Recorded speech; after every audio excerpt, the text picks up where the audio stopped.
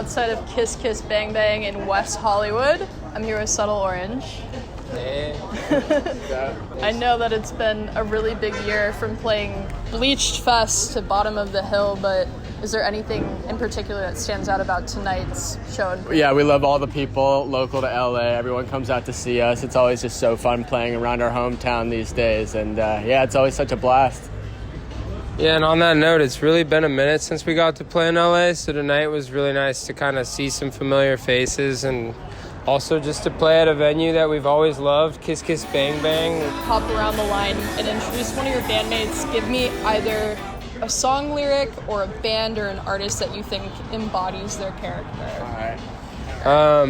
Hey, I'm Dane, and I just want to introduce Adam, who plays keys and synth in our band. Adam's a deep guy. So for him, I'm going to give him a deep lyric. You couldn't conquer them all, no, not even you. And it's not directed at him. It's something Adam would say, like, about fighting. Like, he's a man of resolve. That's why we love Adam. And I think you couldn't conquer them all, no, not even you, from Say What, from Lacey's Places EP, embodies Adam. Yeah. All right. Hi, I'm Max. I got one for Shay. Shay plays bass. I play drums. And mine, or what I would give Shay's a total wook at heart. He's a big hippie. I would probably say a Grateful Dead lyric for Shay, so I'll give it what I told you, like I said, steal your face right off your head. My name's Adam. I play keys. I'm going to introduce Max. He's the drummer. Nice. Max is really the heart of our band. He's our band mascot, honestly. I don't really listen to song lyrics, I'm not going to lie. I listen to actual music. So vibe-wise, I would say a band that embodies Max would be Alice in Chains. Oh, fuck yeah. Hey, I'm Shay. I play bass. And I guess I got Swain now, our guitarist, lead guitarist. Fucking sauced up there. I always thought there's this one kind of like mid-section to this really random Led Zeppelin song called Carousel Alhambra. It's got this really cool, like, clean guitar riff that's kind of this, like, descending little number. Little spiral. And I always, every time I hear that, I think of Swain. And we've been best friends since, like, 5th grade. So I remember I brought that up to him in, like, 8th grade, and he was like, dude, I freaking love that section of the song. And so, yeah, I'm going to say that one. If you want to tell me a little bit about the origin of your band name. Shay's got that one. I know Yeah. Okay, so we were like, 15, 16? Great. Yeah, Max was 17 because he's 19. weird. Yeah. Kind of old. And we were just like, we spent so long trying to think of a band name. We went through so many iterations. Give him a couple. We had Granny Smith for a while, and then we were Antics in the Attic. Antics in the Attic. Someone's gonna take that. Someone's gonna. That's great. The Aftertaste, but that one left a bad taste in our mouth, I think. But then one day we were driving home, and the sunset was just beautiful, and we're like, what color is that? No. We asked you. They asked me, and I said it's a subtle orange. So that's where it came Magic from. page of the book right there. Yeah, there it goes. Tell me a little bit about your shared childhood experience and how you kind of identified each other as musicians and how it all came together. So the four of us went to elementary school. Not me. This guy was from down the road in Half Moon Bay. We all met at a pretty young age over the years due to being in a small area in NorCal, but I think way back in the day, none of us were as serious about music as Swain. And I had a little guitar and piano knowledge, but not much. And Swain was like that kid who just spent his days grinding on electric guitar in his room. And we were in probably 3rd grade when Swain and I had this weird, like, best friendship for a year. Yeah. Where we just bonded over Green Day, essentially. And he was the only kid I knew that, like, played the electric guitar, because he had a neighbor who was kind of like a big bro, just teaching him all the ways. I was a little emo kid at the age of 10. And yeah, fast forward to high school, we run into each other. These guys were all in high school together. We were at different ones, but this guy and I were both at our elementary school kind of chilling out, probably doing some bad things, maybe smoking weed. I run into Dane, and he's with his friend, and they're rollerblading in the parking lot before a double date. with 2 chicks, Yeah, yeah. And yeah, he was like, dude, do you still listen to Green Day? I was like, yeah. But yeah, the important part there was rollerblading before a double date. Just wanted to get that in. But yeah, no, we all basically just, as it came together, we were like, should we just do this and kind of try jamming? Dan and I actually played in a middle school talent show. What song did we do again? All my life I've been waiting for, Yeah. I've been praying for the people to say that they... That's the one. Oh yeah, he and I did crew. We were doing sports together. Max Briefly. got kicked out of crew. No, I didn't. Max got kicked out of jazz band, too. No, I didn't. and I quit. Sure. Lies. Adam got kicked out of high school. And that's not a lie.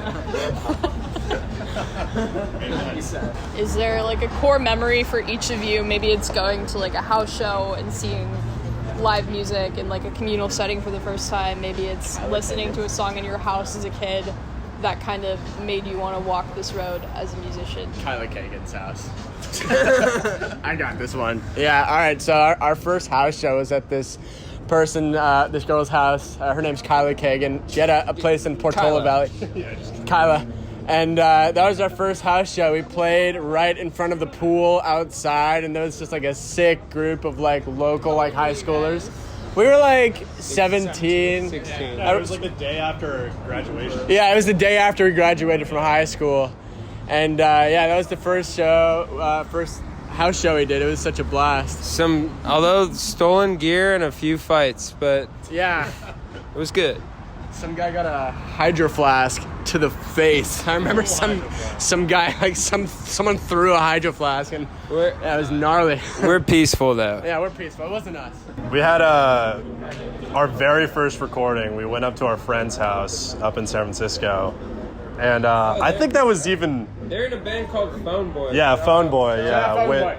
Win from Phone Boy. Old friend. I think it was even before Adam joined the band. Yeah. It was a long time ago. 16. Yeah, we were 16, and we went up and recorded Surf Rock Serenade, our very first song that we ever made. What pivotal moments you've had as friends together and how you've seen your bandmates kind of mature and change over time?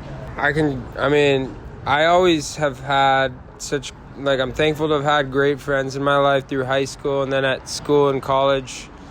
And something that's just been so sturdy in my life is this band. The 2 things I can think of are family and then my band. And these guys are my family. So it's like I've never known people who are more consistent, kind, cool, nerdy than these guys. It's truly like a foundation of, I think, life to me. At this point, we've all accepted whether or not we're still a band. We'll be fucking around. We'll have our kids fucking around. Yeah. That'll be Be in sick. a band together. Yeah, it'd be cool if our kids were in a band. One other thing that I want to point out is our first time that we went to Montana. That was like a really pivotal moment for our band. Right when COVID first happened, where all of our schools just stopped in like cold feet. So we're like, fuck, what do we do now? So we all load all our band gear into the car, drive to Whitefish, Montana. We got some really great songs written, such as Fruit Punch. We wrote that in Montana. All of Lacey's Place was written and recorded in Montana, so that was just a huge bonding point for the band. On Lacey Lane. The address of the place we were staying at, Dane's house, is Lacey Lane. That's how the name of the album. Just a fun little Easter egg. The van in Fruit Punch is our band van. That's the Swain. Toyota Sienna. Yeah. It's, I guess, my parents' fan. Until Max backed into a tree. Yeah, and I was driving it around in LA, and then Max backed it into a tree on the biggest possible Turn radius. turn radius You just really fucked it up.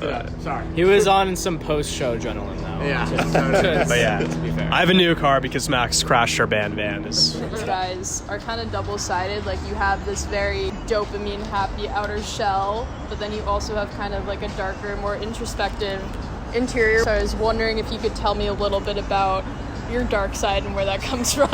Dane's got this one.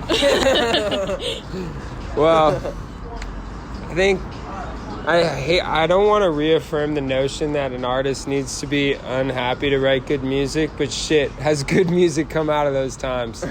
And also out of times of love and loss of people. I think for me, like, a lot of the lyrics come from stages in my life, and at a younger age it was a lot about time and like the fact that it was going by so fast. And then in college it was a lot about loss because I dealt with death a lot for the first times.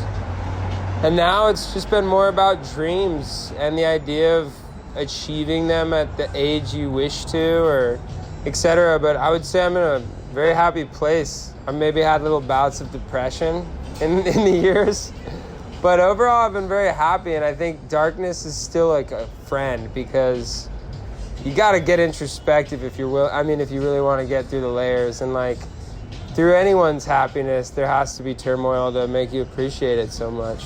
Yeah, nice, good contrast. Well said. And might I add, Swain in high school was the biggest emo kid I knew. I mean, he was... That's true. Yeah, Swain's one of our writers too. Yeah, you don't want to hear the deep cuts of Subtle Orange. They were written... I want to hear it. A lot of songs about... we don't want to go into it, but yeah, maybe one day they'll be released in like a B-side or something. Yeah. Oh yeah. Also, by the way, just any album, my favorite track is always that melodic, melancholic song.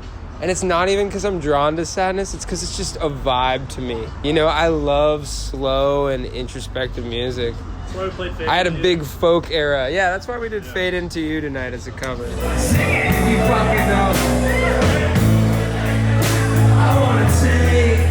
How did that become a thing? Well, Who we've decided always on loved that? Mazzy Star.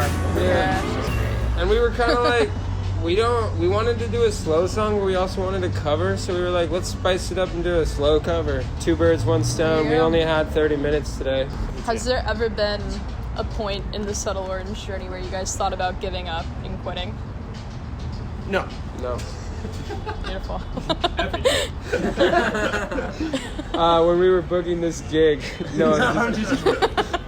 So I mean, like, all through college, we all went to different colleges and like all across the country, and it really was COVID and just being home all together and the going to Montana that really like rekindled it, because like it honestly kind of felt just like a high school like fun thing to do most of the way through college. So it really wasn't until then that were like, you know what, we could actually like make this work. We could, after we graduate, we could all move to the same city. It's like, of course, it's LA.